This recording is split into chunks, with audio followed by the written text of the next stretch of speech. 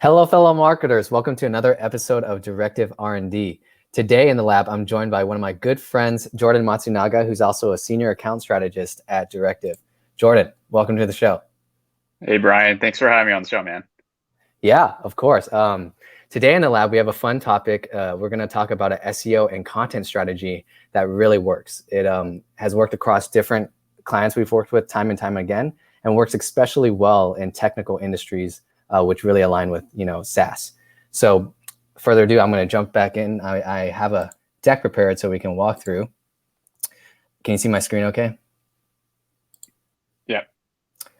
All right. So it's a glossary strategy. So it's basically creating a glossary on your website. And Jordan, since you've led this strategy and tactic with a lot of our different clients, wanted to get your feedback on and insights around how to execute on the strategy and why it works. So can you tell me a little bit about what the glossary strategy is and why it works? Yeah, it's a really good way that we found to help our clients become more discoverable across the SERPs, just because we're able to really tap into a lot of these like high volume keywords that a lot of people are performing searches on. So it gives us the ability to be able to hopefully rank for these keywords, but also position our clients as thought leaders within the space, which does help us become our content a lot more linkable for users. Right, that makes sense. Not only does it satisfy intent when people are looking for definitions to technical terms, but people are looking for references on their articles to point to. So we're going to dive into a little bit of how to do it. So what's a first step to this glossary strategy, Jordan? A lot of keyword research. It's identifying what specific topics and keywords you want to be able to create the content for. That's first and foremost, and then you get into the actual nitty gritty of actually creating that content for it. Yeah, that makes sense. So you kind of start with a core product or solution, and then you can branch out from there, right? So maybe one of your industries is like healthcare technical terms. You would start with that as a category and then dive into more, specific terms. Is that right? Yeah, it's really mainly like trying to focus in on like what specific queries are people searching for. So using like Google's suggested terms, right? Being able to see what are people most likely looking for, and then that could give you a really good idea of where to start your initial keyword research. Right. Cool. And to make this work, of course, we had to create that content. So can you tell me a little bit about like what type of content you have to create for the glossary strategy? Yeah. When you see a glossary, most people that execute one, it's very simple. It's the term and then the definition. But for a lot of our clients, we want to take that a step further, right? And have, again, with the idea of creating valuable, high valuable, high linkable content, you need to take a little step further. So we created content briefs for each of those terms and treated each term as almost a separate like content piece. Right. And that really helps us be able to not only rank for those keywords, but also to provide value for users that are trying to learn more about it. Got it. That makes sense. And we can see an example of a glossary article on the left, and on the right, an example of what it could show up in the SERP. Right under that ad here, you can see a featured snippet for that term. So, you gain a lot of real estate on the SERP through that, as Google's trying to pick up those definitions straight from those articles. So that's awesome. And the benefit is more awareness and for those high value terms. Can you talk to me a little bit more about why it's a good link building tactic as well?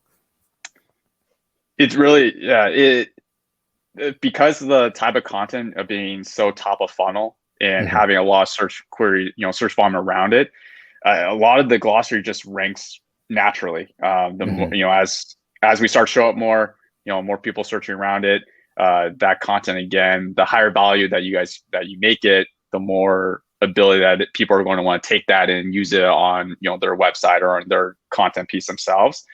So for a lot of my clients, there's not really much you need to do in terms of once it starts to ranking, it'll naturally start to see those links increase. Right, that makes sense. Yeah, and just going back a slide, you can kind of see like if you're a writer and you wanted to reference exchange rate risk and didn't know where to go, you would go maybe to this first piece here and then link to it so that you're more credible. So yeah, that just adds up over time, and more links makes that page more rankable, and it's kind of like a snowball effect. Cool. So I know you ran one of these strategies with some of our biggest clients. So can you tell me a little bit more about the results you've seen? Yeah. We had the goal of it's kind of a David and Goliath story with this particular client. We're going up against a lot of huge players within the SaaS space, and our client, we didn't really have that much content to go off of, so we came up with this glossary strategy, really focused on creating over 100 unique content pieces around some very high volume search queries. And I can't stress the amount of time and effort that actually goes into to be successful. But because we did it the way that we did, we were able to see success, 4 months once this went into full production. And the amount of keywords that we were able to rank for, you guys can see it right there on the screen, over 4,000 keywords that we actually were able to rank for. And that's not including the 2 million plus impressions that we're able to generate around these high volume keywords. Yeah, that's insane. And the crazy part is it was only within 3 months. You can kind of see the takeoff right here. And only within a few months, you gained over $200,000 worth of organic traffic value, which is insane. Money you could be potentially saving from Google Ads, as well as almost over, 600 backlinks. So that's crazy. And I would definitely, if you're looking for a content strategy at the top of the funnel to generate a lot of discoverability, I think we would both highly recommend this glossary strategy. So I'm going to jump out of here real quick. And so we kind of ran down a little bit at a high level why it works and how to go about it. But do you have any tips for the viewers on like how to actually execute it and get maybe buy-in for the strategy itself? Yeah.